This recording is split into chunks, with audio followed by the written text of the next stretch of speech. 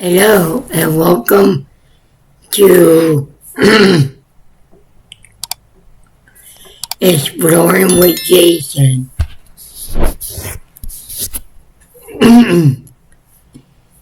So you're usually seeing me out in the community making a video for my YouTube channel, Exploring with Jason. Well, since since it's going to be winter time and cold outside, I won't be able to make videos outside. However, I will be making videos for winter time, and it's going to be a podcast videos. Now, you may wonder what the podcast is about. My podcast topics are just the same what I do normally, if it's nice and warm out and everything. Except I'm going to be adding true crime into the mix. Now we talk about the paranormal, all different kinds of history. I'm going to talk about true crime in some episodes, so a mix of everything. So I wanted to kick off the first episode talking about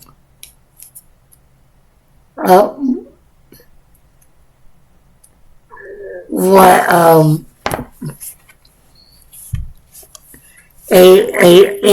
read a book or read a topic from a book that I highly recommend. And it's a book by a local author from Akron, Ohio, by the name of Jerry Holland. I got to meet her one year, and the book that I'm going to be reading from is called Haunted Akron, and it's written by Jerry Holland. Now, it has different topics from supposedly haunted locations in Ohio. And I thought it would be fun reading a topic from her book that she wrote. And the topic I want to read is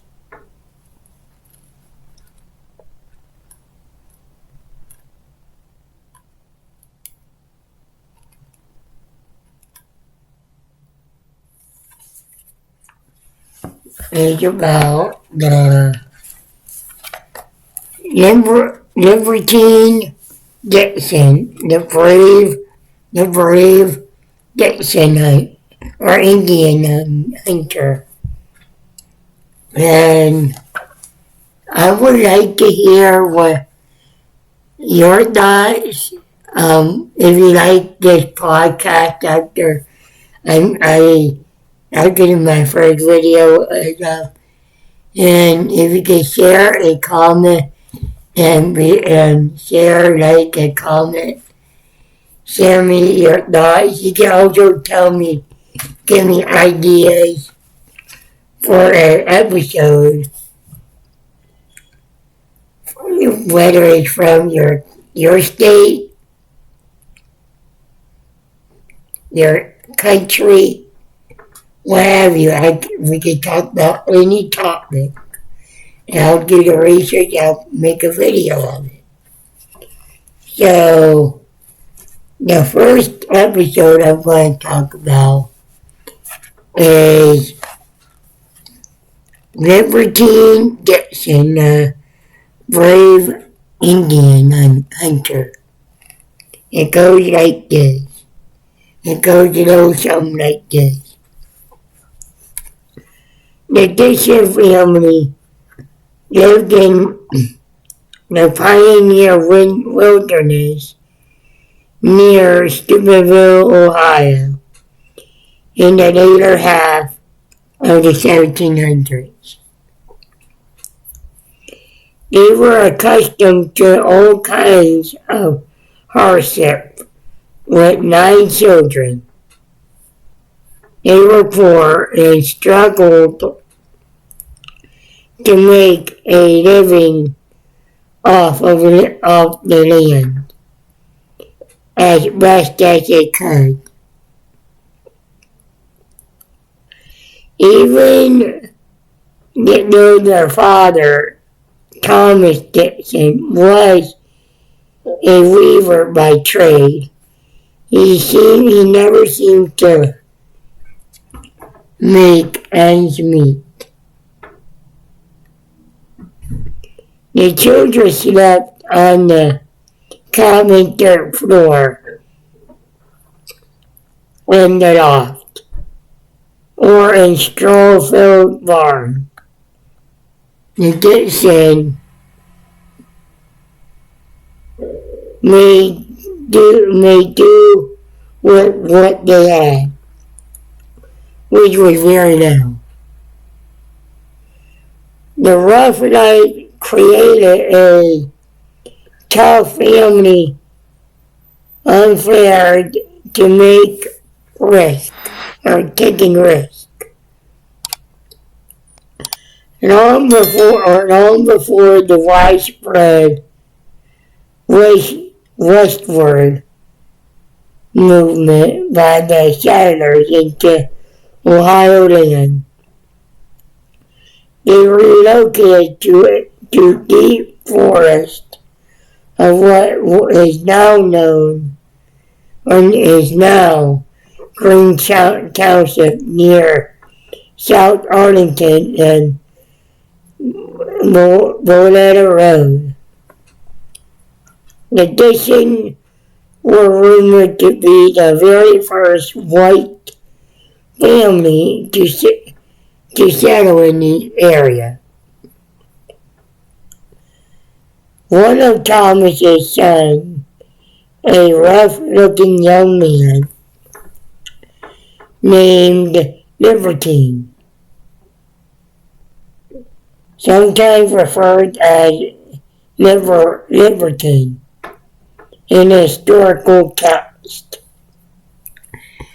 made fast friends with the area's Native Americans.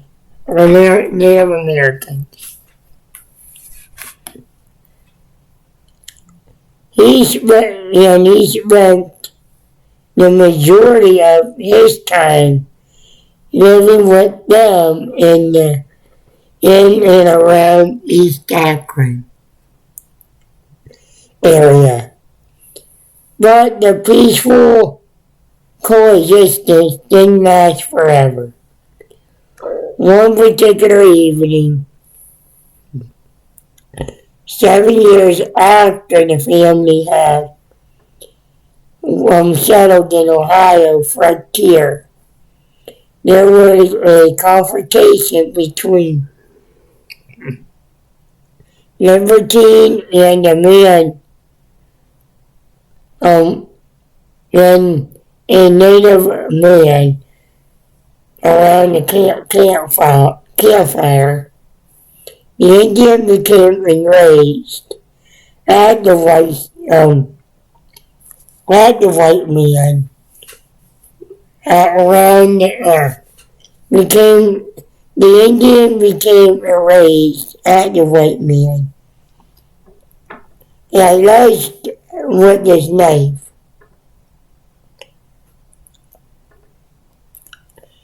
Libertine fled from his camp and followed closely by native, but stumbled and fell over a brush pile. The brave leaped on top of him, dropping his knife. Libertine sprung into action, seizing the weapon and killing the Indians.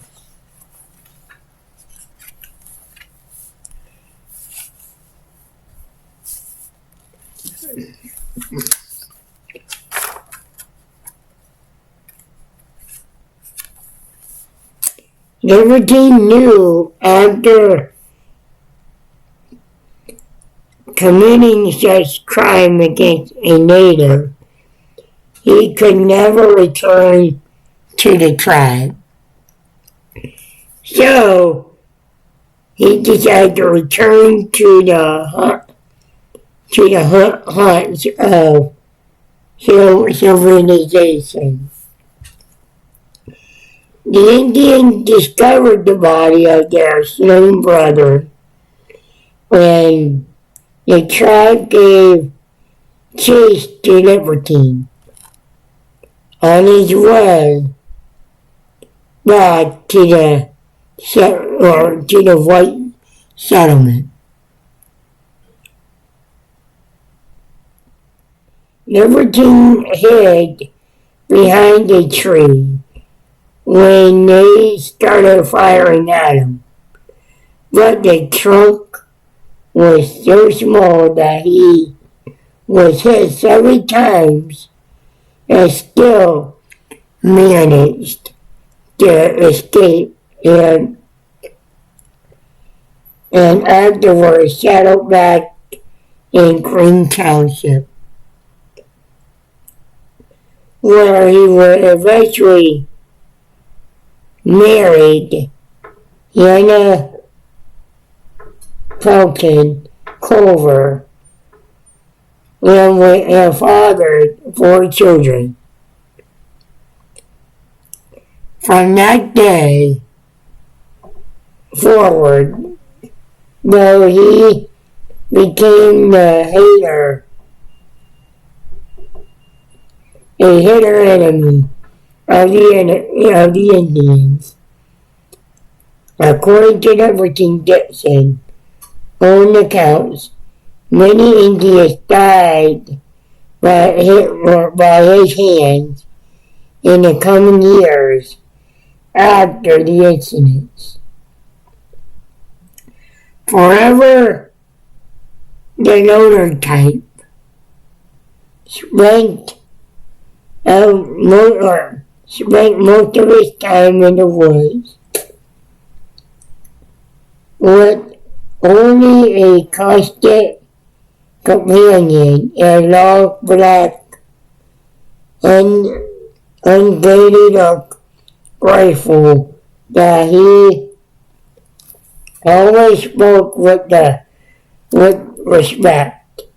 In fact, he spoke to his rifle as if it were a living person, calling it by peculiar name of quote unquote starting.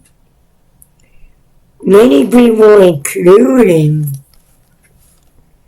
Libertine himself, spoke of the wild stories of complete disregard for life on the part of Libertine,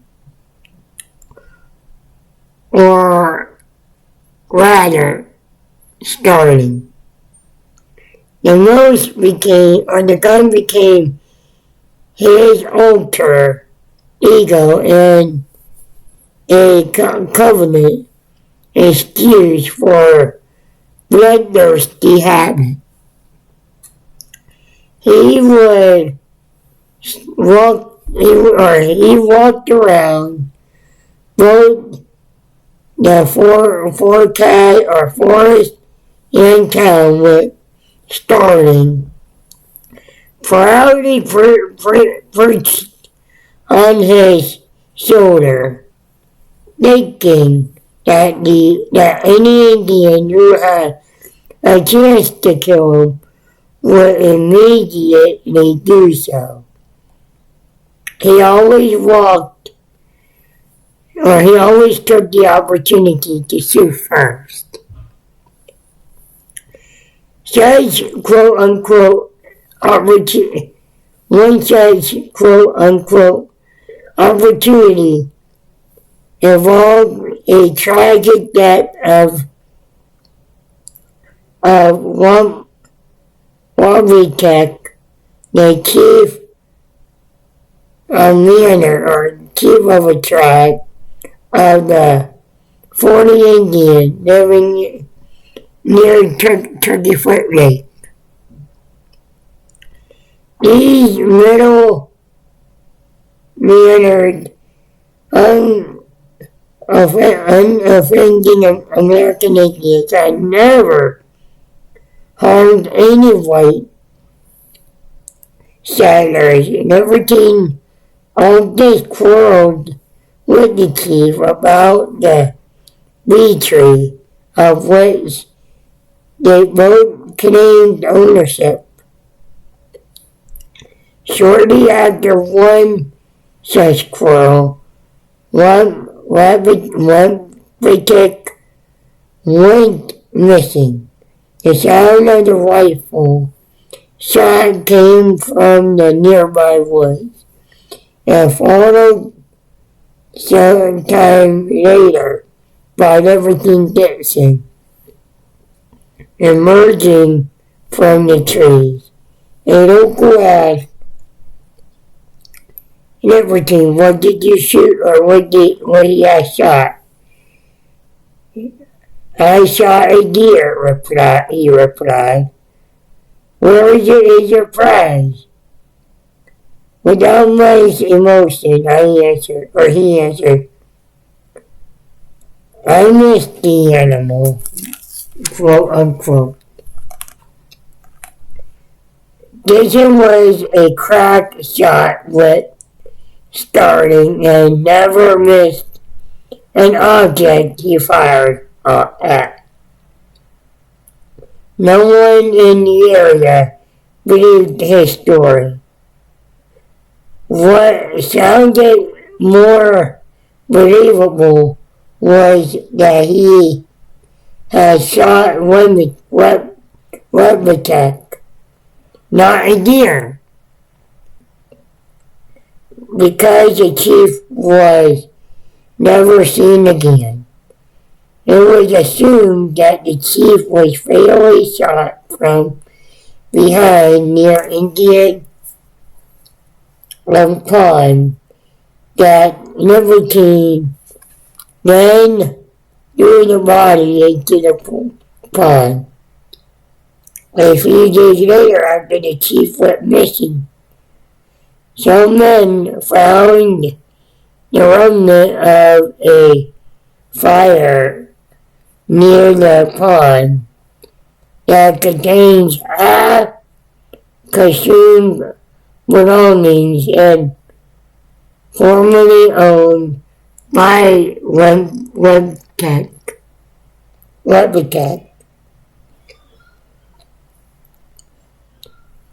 While Libertine was hunting the following spring, he strolled to the edge of the same pond that he discovered an Indian from the birch bark canoe as he hid behind the tree. Old Starling thought he would speak to the fellow. A native fisherman was too frightened by the shot, which never reappeared. The smoke had hardly cleared when another Indian, who had been building a fire nearby, rushed to see the what his companion had shot. As the Indian combed the lake for his friend, Jason slipped away and quietly disappeared. These other tragic incidents have given the rise to the story that the area is haunted by spirits of the natives. Indians Pond still exists to this day, albeit not nearly as clean as the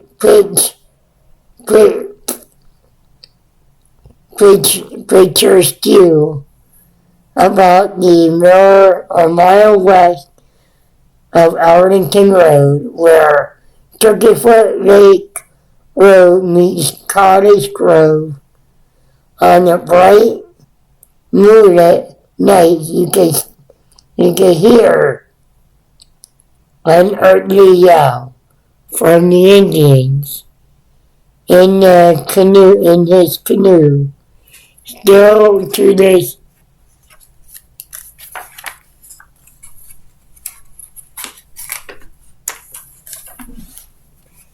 day, if you listen closely, they say that at times you can even hear the residual sounds of libertines throwing rubberneck into the water. Throughout the 1800s, residents of the town East Liberty would travel miles out of their way and take a long route to avoid the pond rather than pass the still waters of Indian Pond. To avoid seeing the shadowy form of the Indians gliding over the placid, misty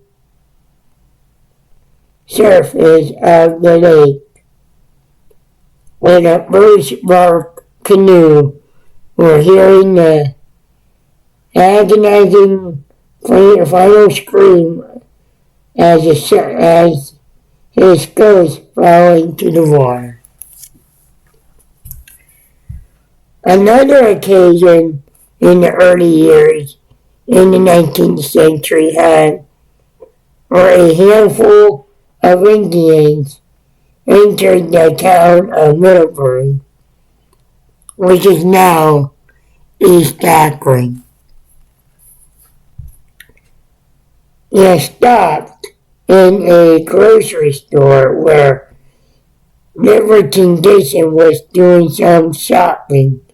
As he entered the front door, a terrified Libertine hurried out the back door and sprinted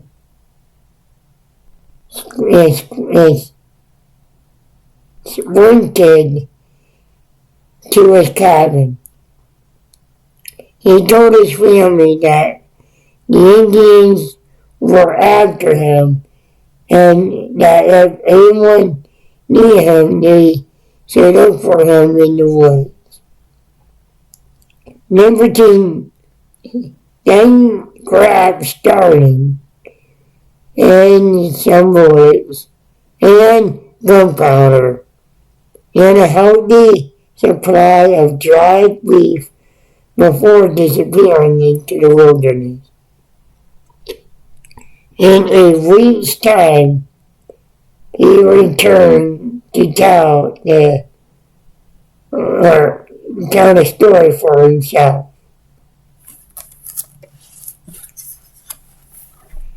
I wrote I went into the woods and kept,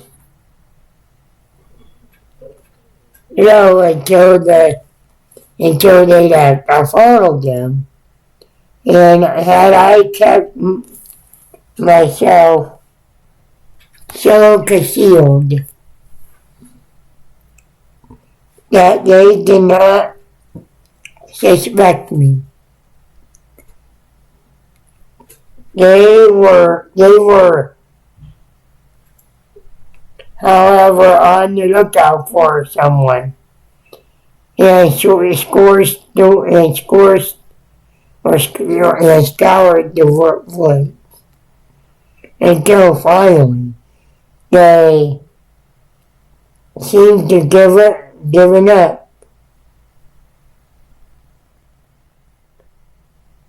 And started toward old quarters.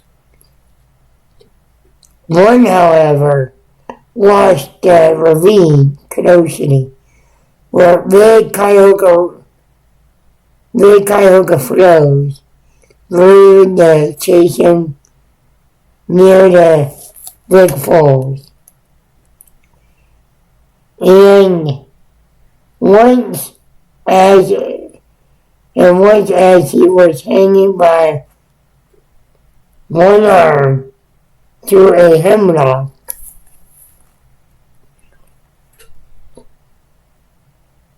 tree, and on the edge of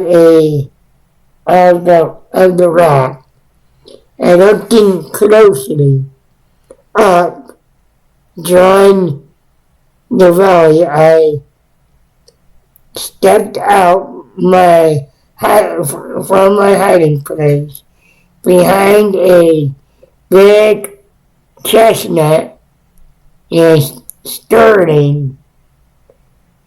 to him. But old Starling spoke suddenly, as it scared the fellows.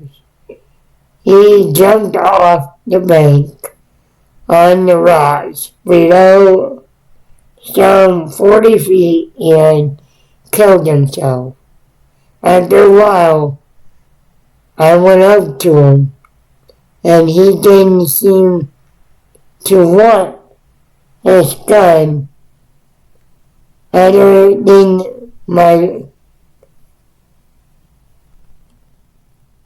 other things longer I took them.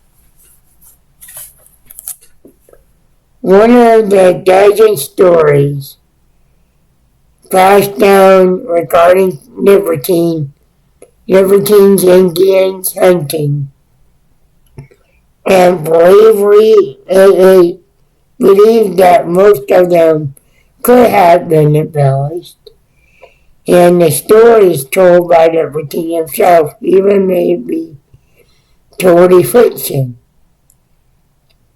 There is a good reason to suspect that by reading his accounts and his incidents, and his starting Dixon may have suffered some sort of mental disorder. But if these stories of the Indians attack were falsified accounts by an unbound man, why would he spend later years, long after the natives had left the area, in fear of Indians? Though Liberty was allegedly not afraid of anything, his later years were consumed by fear of the dark. For the final half of his life, he refused to set foot outside of the dark. Liberty Dixon, the brave hunter a self-proclaimed Indian combatant, was utterly afraid of ghosts of the Indians whom he had killed. Long before moving farther west, he further believed, as told by area settlers at the time, that the dead natives were still hunting for him and would never give him peace until he took his own life, or until he took his own breath. Their ghosts, lights were said to glow throughout the woods of Green Township.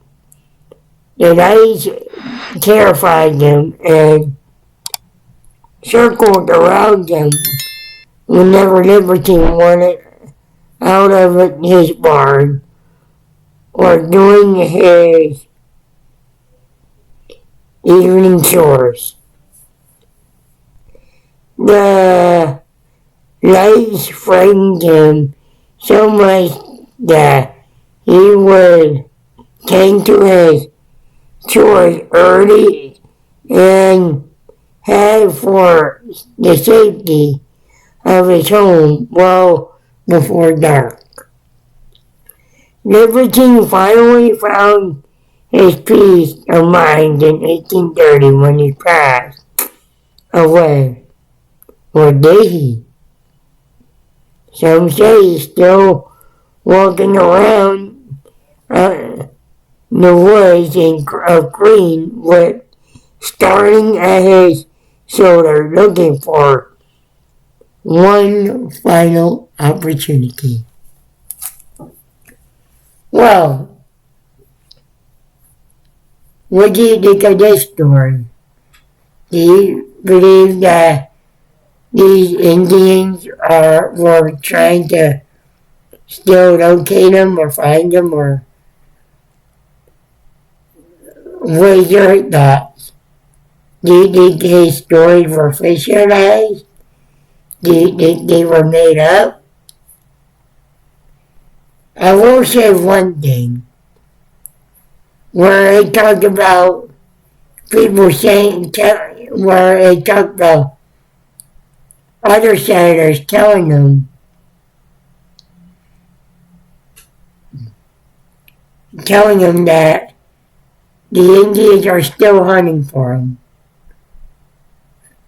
It made me think they were doing, I don't know, I don't think it was legit, but I think they were trying to do a scare tactic on him. That way, I don't know, they could take my thought. I think it was a scare tactic on the senators so that he could remain fearful or whatever of the Indians if they were, quote unquote, chasing him or trying to hunt for him. Could this been true? It could have been. But I'd like to hear what your thoughts on this is. But it's like an urban legend. Every urban legend has a base of truth behind it, and before it got exaggerated or what have you. This one sounds like an urban legend. Now, could the guy Libertine be a legit person? It could have been. Could his story be embellished? Definitely. Do we have any proof of that? No. Could the woods where the pond is still be haunted by the Native Americans that he supposedly shot? And what about the chief? Is he still haunting the location? Do you think there is a residual there that where people will hear gunshots? You think it's still playing out there as if it was still going on? I don't know. I'd like to find out for myself. Maybe next year during the warm summer months, I get investigated. But we don't know. Now, we could go investigate it, but we don't know if it's true or not true, or some of these, like they were saying, lanterns were showing up around them. No, we don't know if that's true or not true. We don't know. But I like how the author, Jerry Holland, described this. It sounds to me he was starting to suffer from a mental illness. Now, what kind of illness? I can't say. I'm not a doctor. But it seems to me, especially when he was going to the woods during the early days of his life, middle, and so forth, that he was suffering from a mental illness. And it's weird because, I wouldn't say weird, but interesting, that he would name his gun Starling. Now, I make it look like as if this gun, Starling, was a legit person. Now that I could possibly say that there was a mental illness, and was he going insane? Probably. Especially near at the end of his life, where he would be fear or whatever. But I'd like to hear what your thoughts are. Now, could it be real? It could. Couldn't it be not real? It could not be real. I'm going to leave you with this. If this story is true, if this, where he would shoot many Native Americans, as he claimed he has, if this was true, do you think there would have been like some kind of documentation or something confirming this instead of taking it by his word?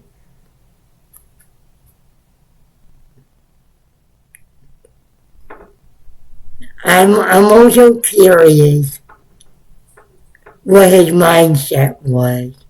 Because apparently he was having a good relationship with the natives. Then some in them snapped. Now, he could have stopped after killing this one Native American. And I'm referring to the chief and the early ones. He could have stopped there, but he went further. And it was like if this was a hobby for him. He did this as if it was a hobby. Instead of people chasing deers or turkeys or what have you, he was not doing that. He was hunting for Native Americans. And I don't think it was I think it was more so a hobby than it is other way around. And I'm surprised he was even caught for the murders and everything. I was surprised in that. No, they say he did pass on later, like I think 1830 or whatever. Is he paying the price for that now? Could. But we'll never know the true extent of this ordeal. We'll never know if what he's saying was true or not true.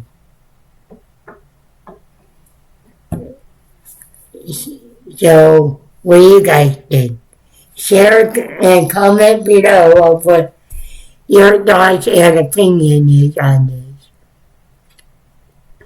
And I'd like to hear what you have to say. I really do like to hear what you have to say about this. Because it seems like he had a mental illness that summoned him snapped to make it look at to where he turned this one deed into an obsession and then as a hobby. So, what do you think? If you like what you see, please comment, like, share, and subscribe to my video or YouTube channel. Until next time, I look forward to seeing you on the next adventure.